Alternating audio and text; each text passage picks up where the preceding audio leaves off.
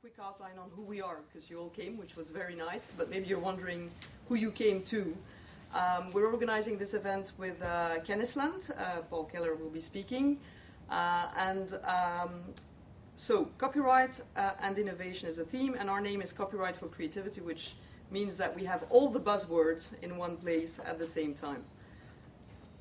So who are we? We are a coalition.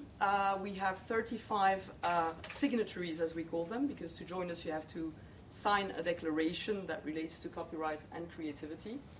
And we have a very interesting mix ranging from library associations, research centers, consumer organizations, digital rights activist associations, and industry.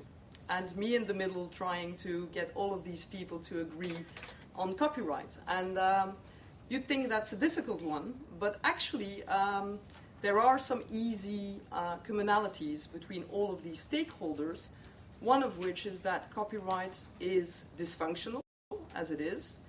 Copyright leads to many frustrations.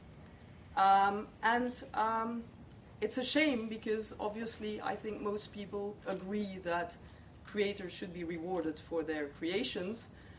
It's just that if they could be rewarded in a less painful way for most citizens and human beings, that would be really helpful. So that's the kind of thinking we try to find, is how can these things work. So one of our keys is we try to be constructive in our approach, and that's usually what it ends up being when we go to meetings. Sadly, we're the cat. It's a very emotional debate often on copyright. People tend to feel very strongly about it.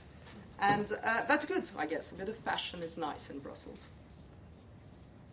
Our main issues, what we try to highlight, is the fact that there is a gap between the rules that apply to copyright these days and reality, especially digital reality often. And that we think that gap needs to be bridged so that people, especially people in the street, see copyright again in a positive way and not as something that could invade their house and make their life very difficult. I'll spare you the buzzwords in terms of what we stand for, but obviously we stand for good things like creativity and innovation. We also stand for important things like facilitating the preservation of archives, trying to make sure that libraries can move forward in the 21st century, and I think more generally trying to make sure that people do not lose rights because of technological evolution. We're coming to a point where, bizarrely, on some things we have less rights than we used to have in the good old analog world when we had books and CDs, etc., etc.